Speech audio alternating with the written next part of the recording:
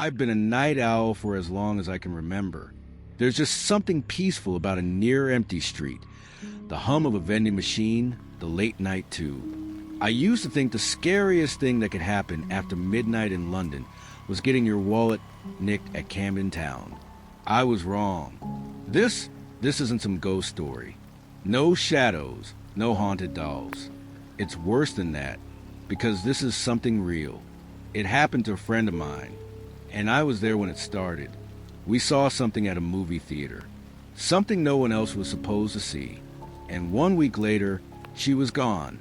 Back in 2018, I was working freelance design gigs, barely keeping up with rent in a tiny flat off Holloway Road. My best friend at the time, Priya, was one of those old school horror movie junkies.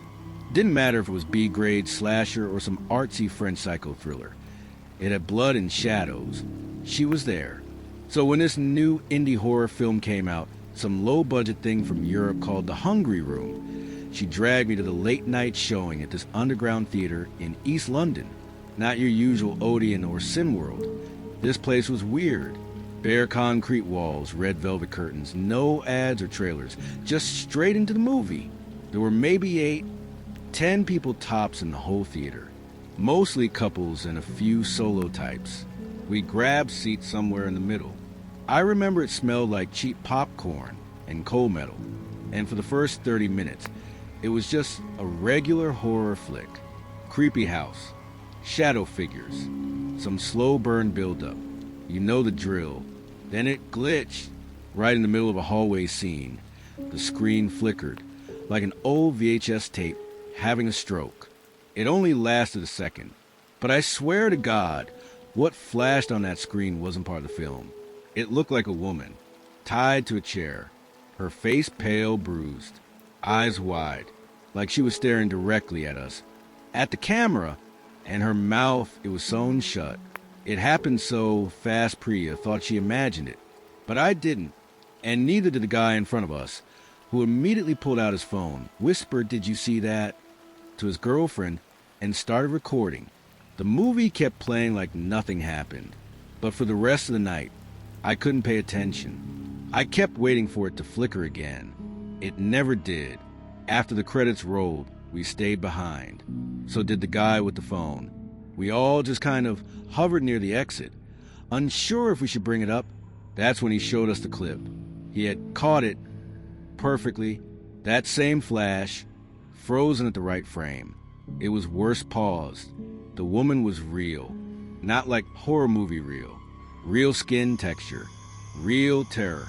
And her mouth, it looked hand-stitched, thread poking through torn lips, eyes screaming without sound. The guy said, "This wasn't part of the movie, right?" We all shook our heads. Priya started trembling. She took a photo of the screen with her phone. The guy said he was going to take it to the theater manager. We never saw him again. The next day, Priya called the theater, asked to speak to someone about the screening. They told her there was no projector issue, that it must have been a glitch in the reel, maybe a corrupted frame. She said, no, there was a frame of a real woman, tied up. The guy just laughed nervously and said, "Our reels are pre-screened by the distributor." She tried to show me the photo she'd taken, but it was gone, vanished from her gallery. The screenshot was there the night before. Now, nothing. She searched her cloud, her backup folder, even her recently deleted. Gone. She called the guy who took the video. No response. The number she got from him rang twice, then disconnected. We Googled him based on his email. Nothing came up. That's when Priya started getting paranoid. She said she felt like someone was watching her, that every time she walked home, she heard footsteps behind her, that someone had moved things around in her flat when she was out. Small things. A glass slightly off. A curtain she left closed, now half open. I told her to stay with me for a few days. She said no. 2 days later, she sent me a screenshot. It was from a Reddit post. The title was, "Does anyone know who this missing woman is? Last seen 2 weeks ago in Brixton." It was her, the woman from the frame. Same eyes, Same expression, same top, even the same bruise under her collarbone. Priya said, "We saw her in the glitch." We both agreed to take it to the police. She had printed the screenshot. We were supposed to go the next morning. She never showed up. I called her 5 times. No answer. I went to her flat. Door locked. Lights off. I knew something was wrong. Priya was careful. Paranoid even. She wouldn't just vanish. The police got involved. Took my statement. Even searched her apartment. Her purse was still there. Her phone was gone. CCTV from her street showed her walking at 11:47 p.m. alone. She turns a corner, then static. The feed cuts for 7 seconds. When it comes back, she's gone. But that wasn't the end. Not for me. I couldn't let it go. I kept digging. Into the theater, the film, the glitch. The movie that was screened, The Hungry Room, had no official trailer. No IMDb presence. No proper distributor. It was nowhere in any cinema listing except for that one theater. Then I found something. On a forum for underground horror editors. Someone had posted months ago about an experimental snuff hybrid project. A real-world performance embedded into fake cinema. The user went by the name Projector 33. They said their work would show real fear in the middle of fiction. That the best horror is caught by accident. I sent the post to police. No response. Until one day, nearly a month after Priya vanished, I got a call. They had found something. It was a warehouse in Dagenham. Oh, condemned. Sealed from the front. But locals have reported strange noises. A generator at night. Power flickering. Inside, police found lights. Cameras. Zip ties. And a rusted metal chair, bolted to the floor. Next to it, projector equipment, reels, stacks of hard drives, and blood. Old, dry, dark. They found traces of DNA on the chair. 3 women. One confirmed, the woman from the Reddit post. And another match, Priya. Behind a false wall, they discovered a crawl space. Inside were dozens of labeled tapes, some marked with numbers. Others with just a single word. Feed. The woman we saw in the glitch. She wasn't a character. She was real. The reel had been tampered with. A single frame spliced and manually using analog methods. Whoever did it, they wanted someone to notice. But not everyone, just enough to get attention. To flex. Turns out, this wasn't just one theater. There have been other reports. People claiming to have seen something weird flash in different indie screenings across Europe, all dismissed as film school tricks or viral PR stunts. But now it was clear this wasn't art. This was murder as entertainment. Priya had gotten too close. She'd seen something, tried to report it, and someone, maybe even someone in that theater, made sure she disappeared. No arrests were made. The suspects? Anonymous. All trails led to burner emails, fake credentials, and shuttered shell companies. The man who screened the film that night, gone. Identity never confirmed. That warehouse? It's sealed off now, but none of the tapes were ever leaked. Police say they're classified as evidence, but I know what that really means. They don't want this out. They don't want us to know that someone or some group is still out there recording real people and stitching their last moments into fiction. They call it horror, but it's not. It's a warning. I still go to the movies, sometimes, but I sit near the exit. I keep my phone ready, and if I ever see a flicker or a frame that doesn't belong, I leave, because I saw what happens when you look too closely, and I lost someone who looked just long enough to be noticed.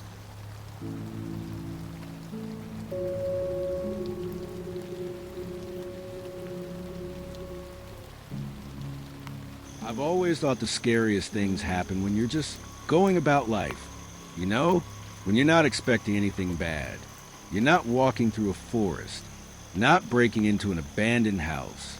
You're just catching a late-night movie, scrolling your phone, living your regular life. That's how this started. I used to work part-time cleaning at this small, old-school movie theater in West London. It wasn't anything fancy.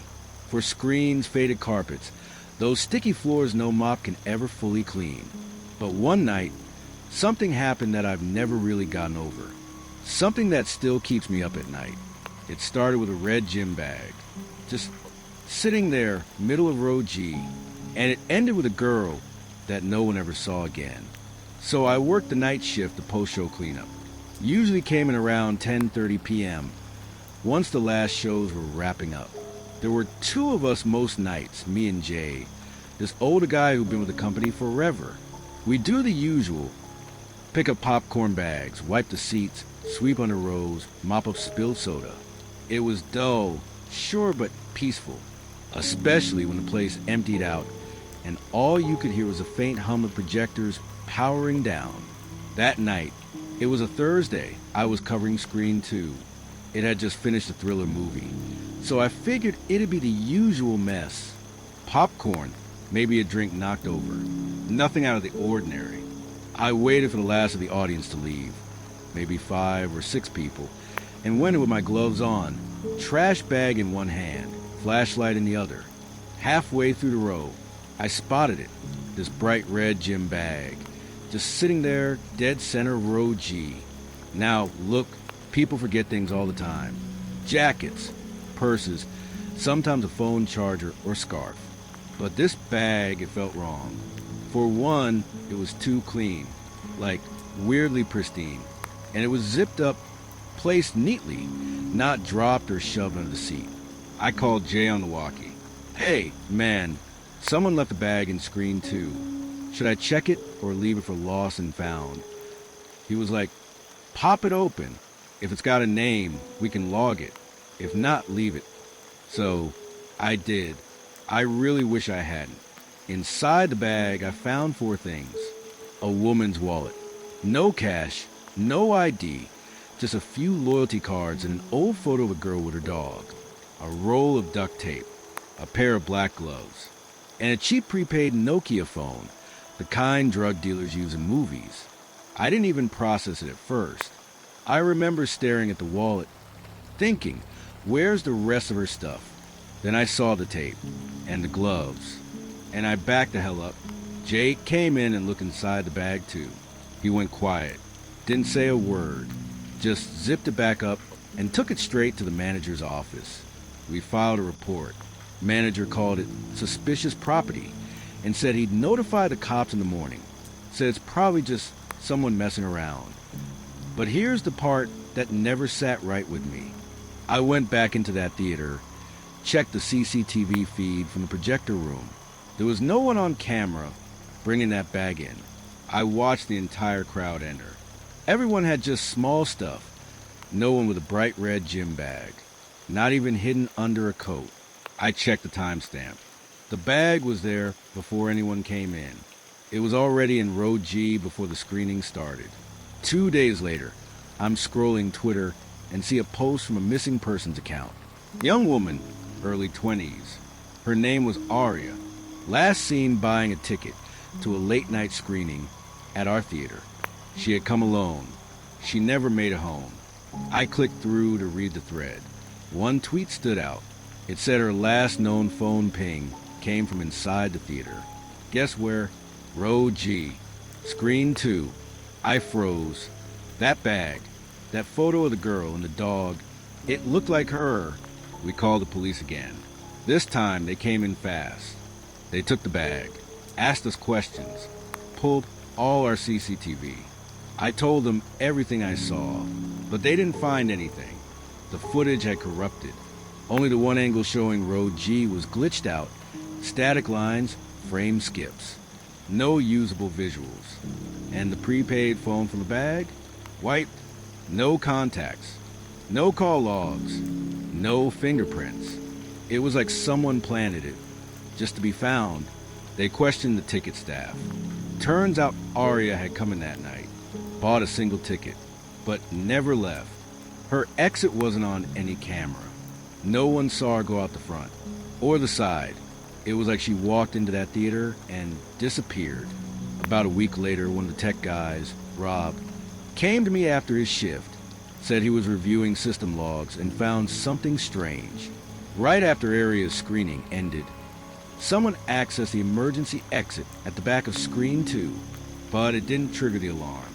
It was overridden using a master code. Only 4 people had that code: the GM, 2 senior techs, and Jay. I didn't want to believe it. Jay was my work buddy.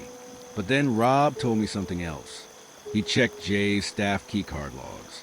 The night of Area's disappearance, his card was used to access the basement storage. Twice. That storage area is barely used. It's where we keep broken chairs and old cleaning supplies. It's dark, cold, no cameras. Police were notified. They found a single earring under one of crates. Turns out Jay had a record. Not in London, but in Manchester. Years back, he was investigated after a woman he knew vanished. Case never stuck. Not enough evidence. He moved, changed jobs, changed names. But patterns don't go away. The police searched his flat. They found another red gym bag, almost identical to the one in the theater. Inside, duct tape, rope, zip ties, a hard drive. It contained hundreds of hours of security footage from the theater, but also something else. Hidden in a folder labeled guests, there were videos, multiple women, different dates, all inside what looked like a small dark room. One of them was Aria. She was tied to a chair, silent, terrified, and in the corner of the frame, you could see Jay. Jay never showed up to work again. They caught him 4 days later trying to board a bus out of country. He's in custody now, but he's not talking. He hasn't said what he did with Aria or the others. Only one body has ever been found. The rest? Still missing. Sometimes I think about that red bag, how it just sat there, waiting like a trap already set. Like the theater wasn't a place to watch a movie, but to watch someone vanish. And the scariest part? That wasn't the first time it happened. Just the first time someone found a bag.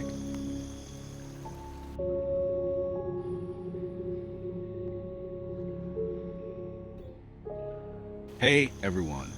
I don't usually do this kind of thing, but I need to tell someone what happened to me. And maybe, just maybe, if you work nights somewhere, anywhere, this story might save your life. My name doesn't matter. What matters is that 6 months ago, I was working the graveyard shift at a movie theater in Chicago. What matters is that I met someone who shouldn't exist. Someone who knew things about me, about my co-workers, about our building that he had no right to know. Someone who, according to every database, every security system, every piece of technology we have, never existed at all. I've been losing sleep over this. I've been seeing doctors, therapists, anyone who might help me make sense of what happened. But security footage doesn't lie. The facial recognition systems don't lie. And neither do I. So, let me tell you about the night I met David. The night that changed everything I thought I knew about what's possible in this world. Because after tonight, you're going to start questioning everyone you meet at work.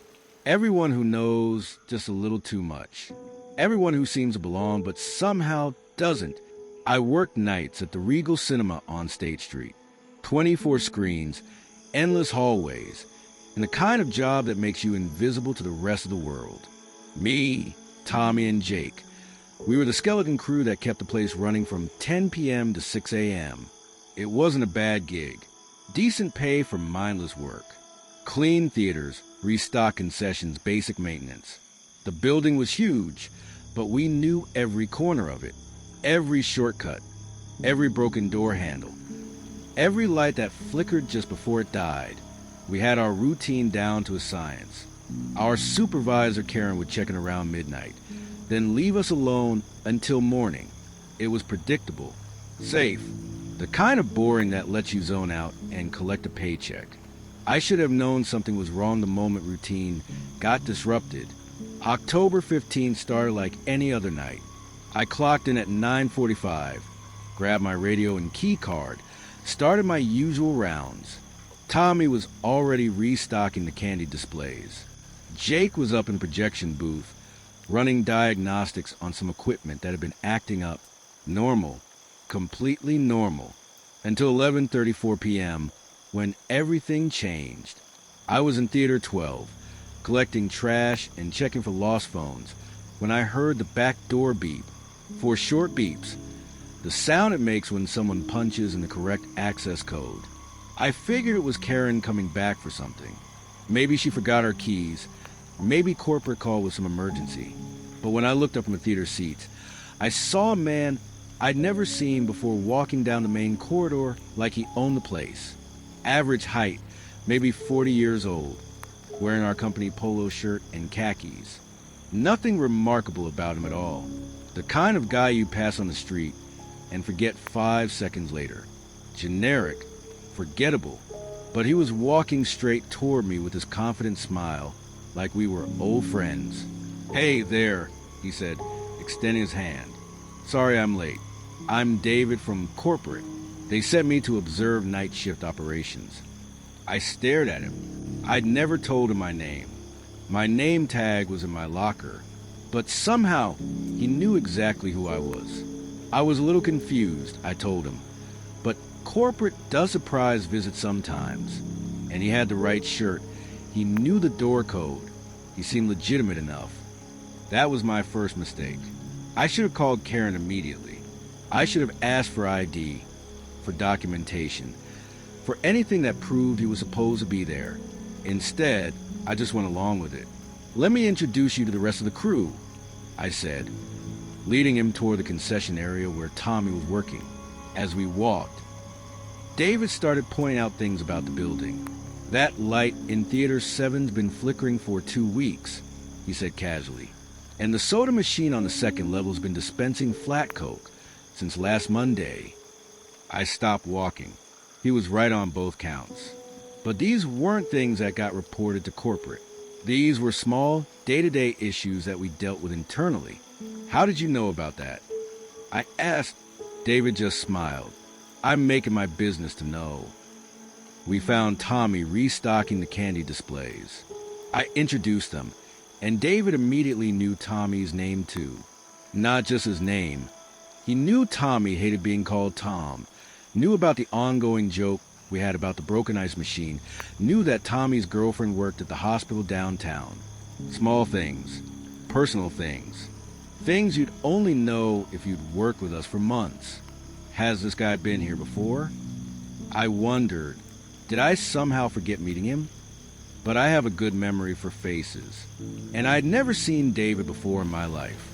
We took the elevator up to the projection booth to meet Jake. During the ride, David started talking about the building's history. "You know, this place was built on the site of an old apartment complex," he said, staring at the elevator buttons. "Burned down in 1987. Family of 4 died in the fire. Never made it out. I'd worked here 3 years and never heard that story." "Really? I didn't know that." "Oh, yeah," David said, his voice getting distant. "Fire started in the basement. Electrical problem. The family was asleep when it happened. Father was trying to fix the wiring himself when everything went wrong. The elevator doors opened, and David walked out like he'd been in that projection booth 100 times before. He knew where every piece of equipment was located. He knew which projector had been giving Jake trouble. He even knew about a maintenance issue with Theater 18 that Jake hadn't reported yet. "This is really weird," Jake whispered to me when David was examining some equipment. "Who is this guy?" I didn't have an answer, but watching David work, seeing how comfortable he was in our space, I started to relax. Maybe he really was from corporate. Maybe they'd just forgotten to tell Karen he was coming. That was my second mistake. Around 1:30 a.m., we all ended up in the break room. David pulled out a clipboard and started asking questions about our procedures, our break schedules, our emergency protocols, standard manager stuff.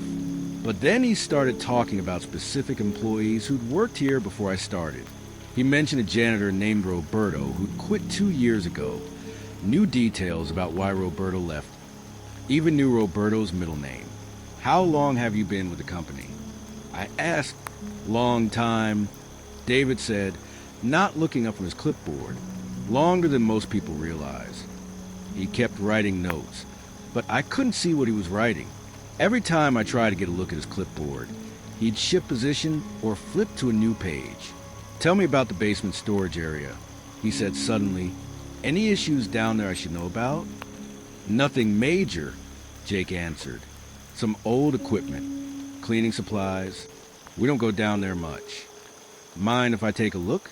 I want to make sure everything's up to code. Before any of us could offer show him the way, David was already heading for the stairs. I've got the building schematics memorized, he called back. I'll find it. 30 minutes later, he came back up. His shoes were covered in dust, and I swear I could smell smoke on his clothes. Not cigarette smoke, with smoke like something had been burning. Everything looks good down there, he said, brushing dust off his pants. You guys are doing excellent work. That's when I noticed something that made my skin crawl. David's company polo shirt was clean, but it looked old, faded, like it had been washed 1,000 times. And the logo was slightly different from our current uniforms. It was the old corporate logo from before they rebranded 5 years ago.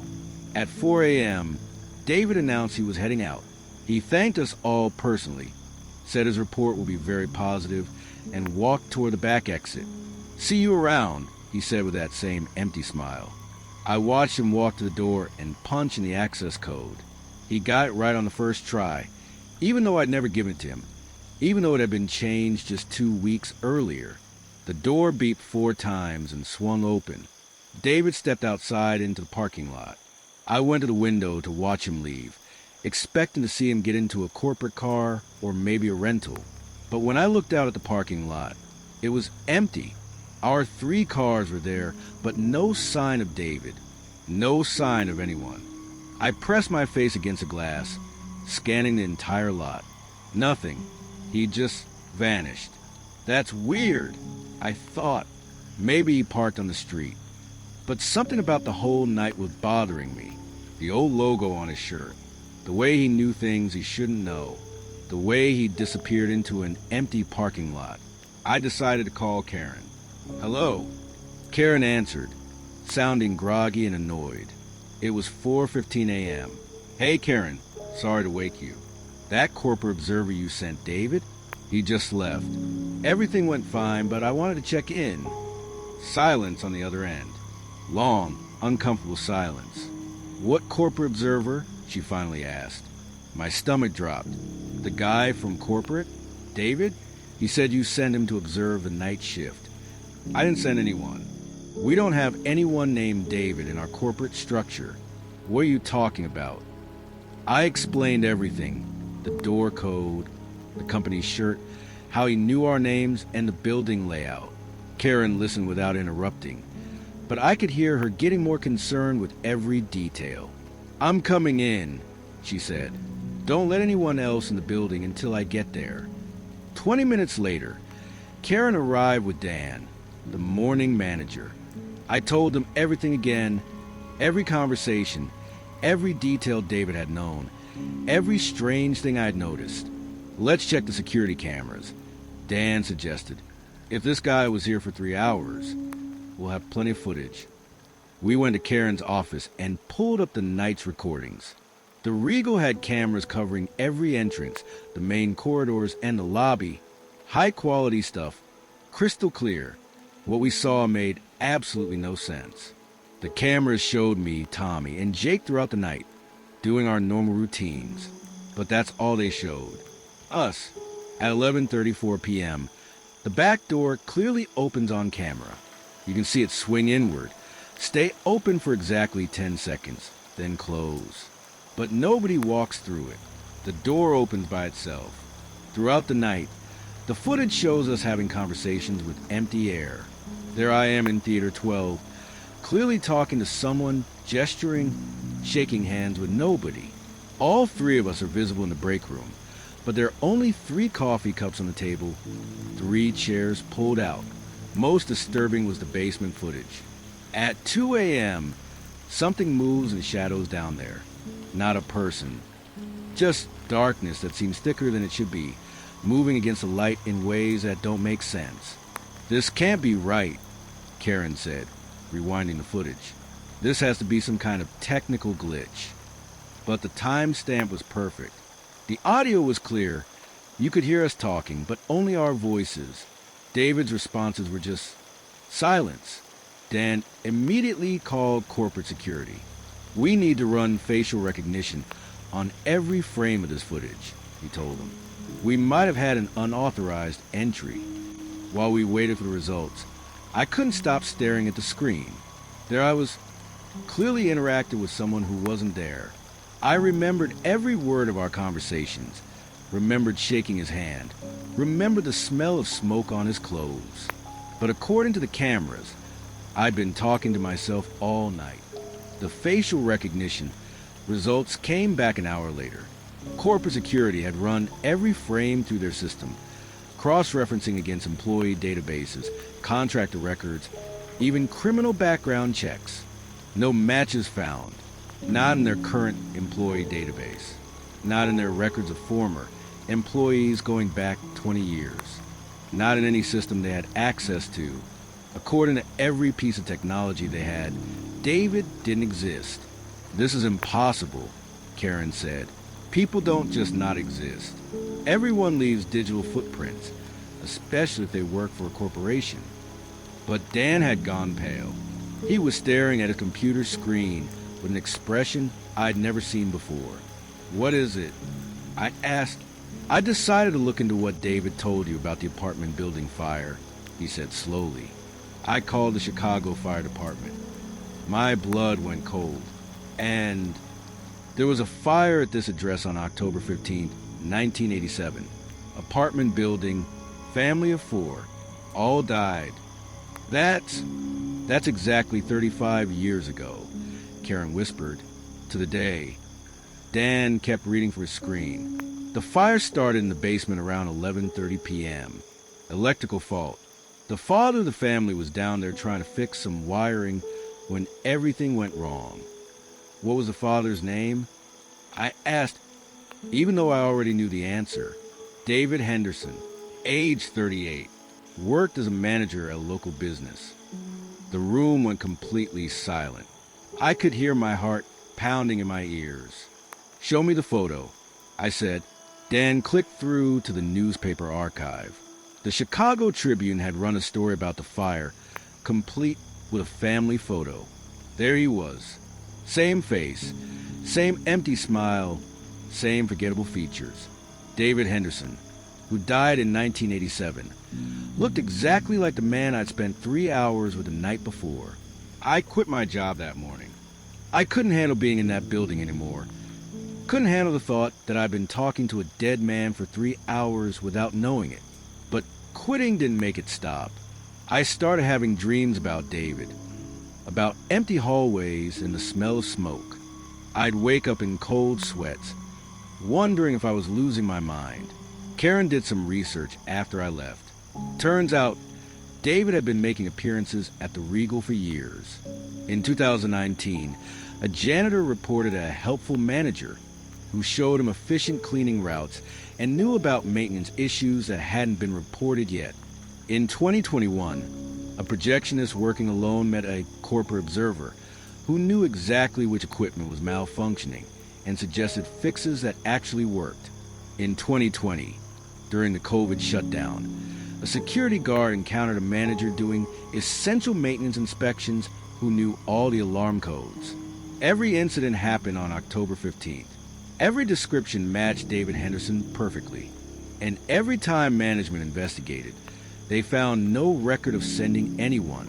The man had been dead for 35 years, but he kept showing up for work. Here's what terrifies me most about this story. David Henderson died in 1987, but he knew things that happened decades later. He knew about equipment installed in 2015. He knew employees who started working their years after his death. He knew security codes that change every 6 months. How is that possible? I've been thinking about this for months, and I have a theory that keeps me awake at night. I think David isn't just haunting the building. He's haunting the job itself, the responsibility, the need to manage, to keep things running smoothly. When he died in that basement in 1987, he was trying to fix an electrical problem. He was trying to manage a crisis, trying to keep his building safe.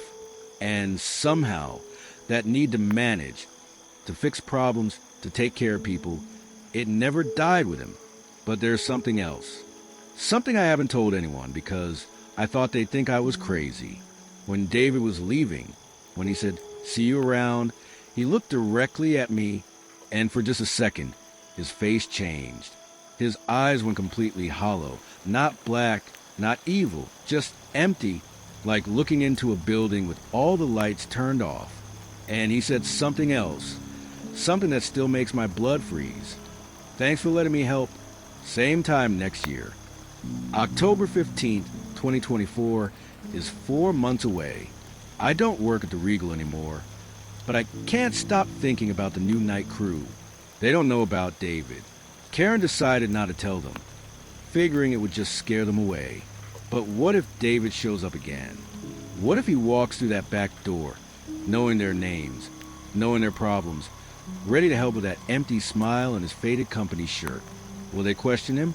Will they call management? Or will they just go along with it, like I did, because he seems to belong there? I've been doing research on David Henderson. The newspaper reports from 1987 paint him as a dedicated employee, someone who took his job seriously, maybe too seriously. Witnesses said he was always the last to leave, always checking on things, always trying to solve problems that weren't his responsibility. He died because he couldn't let go of work. He went into that basement to fix an electrical problem that should have been left to professionals. And when the fire started, when the building came down, he was still down there, still trying to manage the crisis. 37 years later, he's still trying, still showing up for work, still solving problems, still taking care of a building that doesn't even know he's there. Here's what really scares me. I work security now at an office building downtown. Different company, different industry, but it's still a management role. I'm responsible for keeping things running after hours. I know codes. I know employee schedules. I know about problems before they get officially reported. Last week, I was doing my rounds when I realized something that made me sick to my stomach. If I died on this job, if I died trying to solve some problem or handle some emergency, would I know when to stop? Would I be able to let go? Or would I keep coming back, year after year, trying to manage a building that no longer needs me? 2 days ago, I was checking the basement storage area when I smelled smoke. Just for a second, but it was definitely there. With smoke, like something burning. I haven't told anyone. Who would believe me? But I keep thinking about David Henderson, showing up every October 15th with his clipboard and his empty smile, helping people who can't even see him on security cameras. I keep thinking about how real he seemed, how normal, how completely convinced I was that he belonged there.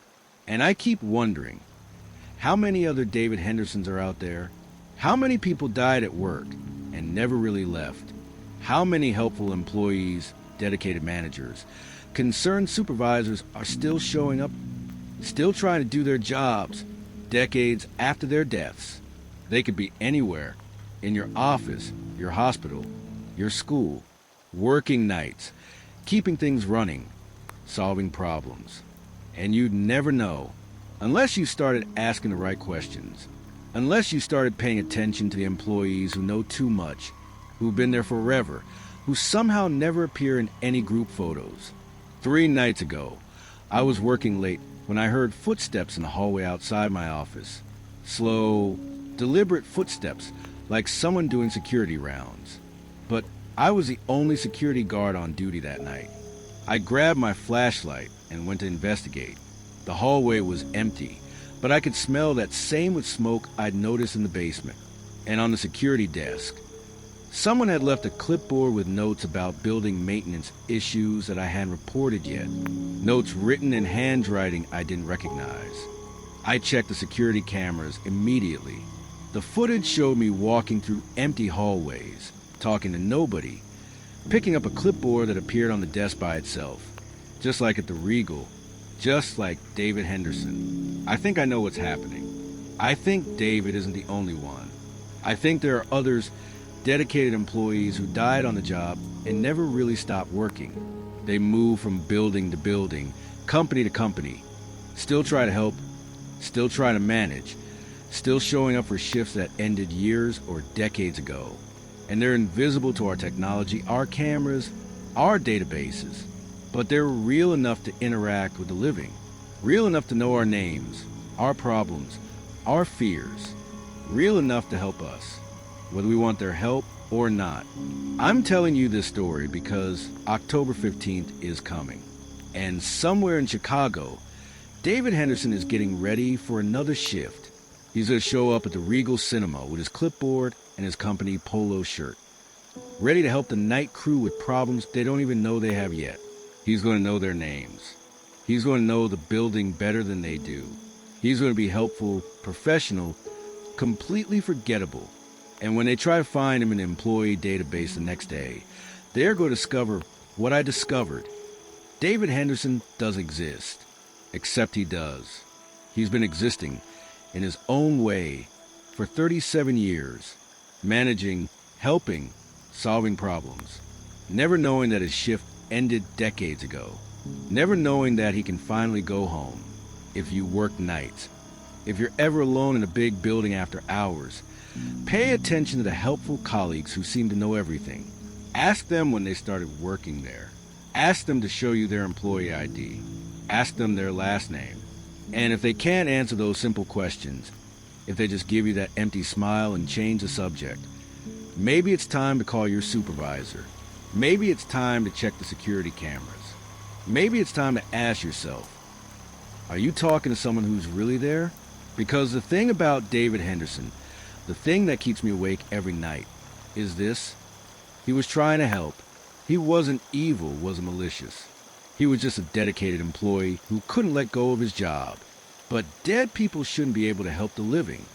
Dead people should know security codes and employee names and building maintenance schedules. Dead people should stay dead.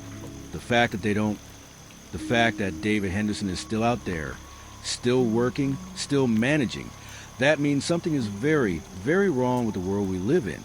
And if it's happening to David, if he's still trapped in an endless shift that started 37 years ago, how many others are trapped with him? How many dead employees are still clocking in every night, still trying to do their jobs, still helping people who will never know they're talking to ghosts? Sweet dreams, everyone.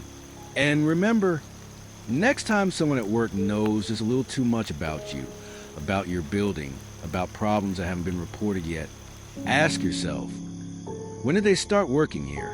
You might not like the answer.